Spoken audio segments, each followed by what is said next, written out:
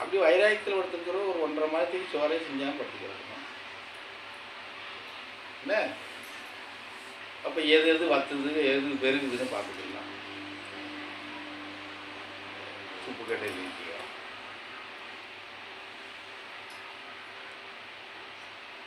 திட்டுனாலும் பேசினாலும் நான் என்ன சொல்கிறேன்னா, அன்பாக பேசும்போது உங்களுக்கு இருக்கிற மகிழ்ச்சி கண்டிக்கும் போது ஏன் இருக்க மாட்டேங்குது? ரெண்டும் ஒன்றா தானே பார்க்கணும். அரவணைக்கிறாங்க பாசம் காட்டுறாங்கங்கிறது மாதிரி கண்டிக்கும் போது ரெண்டும் ஒன்றா தானே பார்க்கணும். அவர் கண்டிக்கிற அளவுக்கு நம்ம நடந்துக்கிட்டோமே, நம்ம தப்பு தானே அப்படின்னு தானே நீங்கள் பார்க்கணும். அந்த இடத்துல மாத்திரம் ஏன் மாறிக்கிறீங்க? எதிர்முறையை ஏன் மாறிக்கிறீங்க? சொல்லுங்க.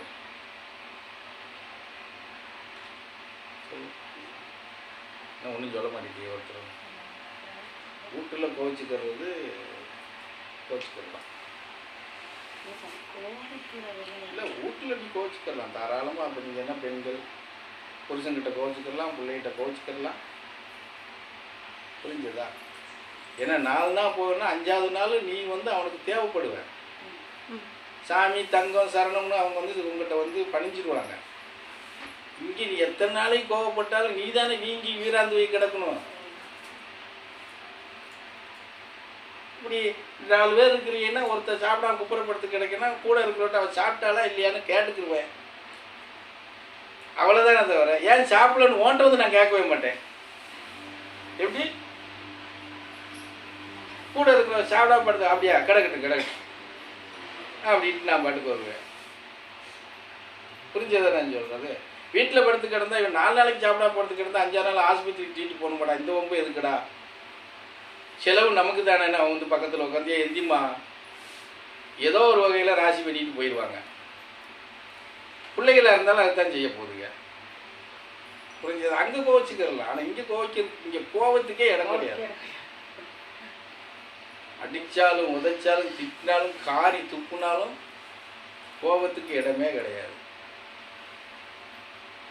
ஆமாம், ஒன்று செய்யக்கூடாது ஏன் செய்கிற அப்படின்னு கேட்டால் ஏன் நான் செய்யக்கூடாது நான் செய்வேன் அப்படிங்கிற வீம்பில் நிற்கணுமே தவிர நான் அது செய்ய மாட்டேன் செய்ய வேண்டான்னு சொல்லிட்டாங்கிறதுக்காக நீ கோவிச்சிட்டு போனீங்கன்னா நீ தான் நம்ம கஷ்டப்படணும்.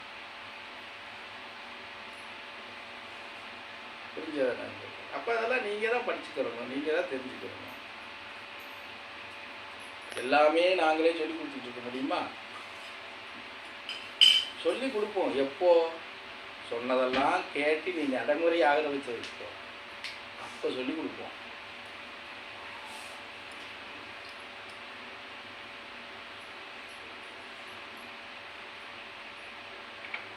பாட்டா பாடி எதுவுமே நடைமுறைக்கு வராதப்போ அந்த கழுதைக்கு இடத்த போய் சொல்லி கொடுக்க, இது கூறுகட்ட கழுதை இதுகிட்ட போய் இடத்தடா பேசுன்னு சொல்லிட்டு போயிட்டே இருக்கும். புரியுதா? நிறைய சில இதுகளை நம்ம தெரிஞ்சுக்கலாம் நடைமுறையில்.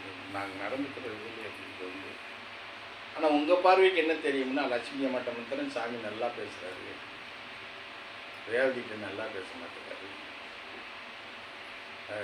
முத்துக்கிட்ட மாத்திரம் நல்லா பேசுகிறாங்க, கதிரம்மாட்ட நல்லா பேச மாட்டேங்கிறாரு. சாமி கூட ஆள் பார்த்து அது கூட யாரோ ஒரு தடவை சொல்லி சாமி வசதி உள்ள ஆளுகளுக்கே நல்லா சிரிச்சு பேசுவார், நம்மளுக்கு எல்லாம் பேச மாட்டாங்க.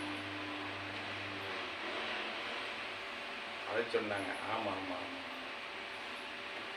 வசதி இப்படியே தான் நான் சொன்னேன். ஆமாம், வசதி இருக்கிறவர்கிட்ட எல்லாம் பெருசு பெருசாக இருக்குல்ல, அதனால பார்த்துக்கிட்டே பேசுகிறேன் நான்.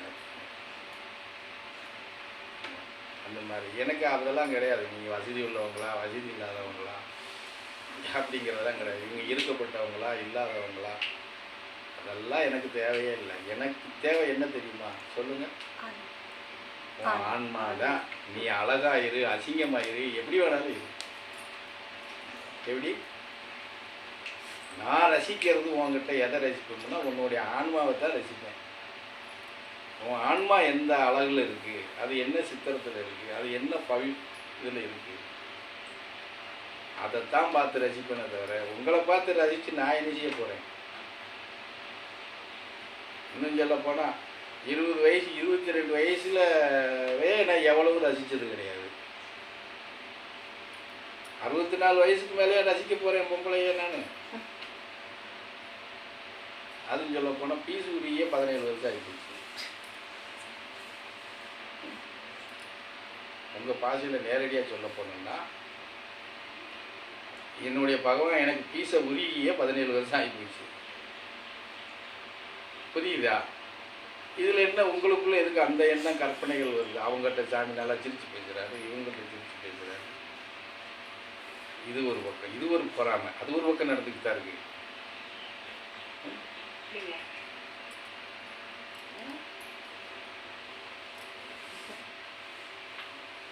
புரியுதா?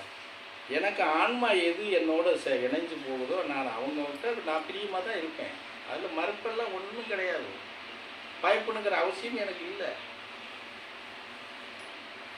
புரியுது எனக்கு சொல்கிறது? ஆன்மா என்னோட பயணம் பண்ணுறதுக்கு அந்த ஆன்மா துரிதமாகுது. அந்த ஆன்மா என்னையோட நெருக்கமாக வந்து பயணம் பண்ணி போகணுன்னு அது என்னது அப்படின்னா நான் அதைத்தானே தூக்கி பிடிப்பேன். வாடா ராசாவா, நீ ஏன் என்னை விட்டு விலகுற? வா, 2 பேரும் எவ்வளோ தூரம் ஓடுவோமோ ஓடுவோம். அதைத்தான் செய்வேனே தவிர நீ வாட்டுக்கு அங்கிட்டு திருப்பிக்கிட்டு அந்த பக்கம் நீ போய்கிட்டு இருந்தேன் நான் அதை பிடிச்சிட்டு இங்கே வானா கூப்பிட்டு இருக்க முடியும்? புரியுதா? அதெல்லாம் எங்களை பொறுத்தளவில் ஆன்மா தான். ஆன்மாவை வச்சு தான் உங்களுக்கு இங்கே இடமே தவிர அது இல்லைன்னா உங்களுக்கு இங்கே இடமே கிடையாது. உங்களுக்கு என்ன இருக்கு? இந்த ஆன்மாவை வச்சு தான் உங்களுக்கு இத்தனை சோறு வைக்க போடுறது, இத்தனை பிரசாரம் கொடுக்குறது, இதெல்லாம். ஆன்மா இல்லைன்னா ஒன்றும் கிடையாது. உப்பு தண்ணி கூட கிடையாது. ஓடி பண்ணி முடிக்க என்ன சாமி? ஆமாம். இது தெரியாமல் நீங்கள் வாட்டுக்கு ஒரு கதையை சொல்லிக்கிட்டு தெரியுங்க. அது ஊருக்குள்ளே தெருக்காட்டில் பேசுகிற மாதிரி இங்கேயும் பேசிக்கிட்டு தெரியல. எங்கேயா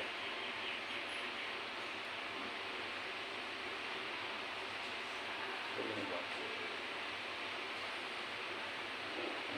இப்போவாது கேள்வி கேட்கலான்னு பார்த்தேன். நேற்று சொன்னது தான் மறந்துட்டீங்க, கேள்வி கேட்கணும். இது ஒரு மணி நேரம் பாட்டாக பாடியிருக்கேன் இல்லையா?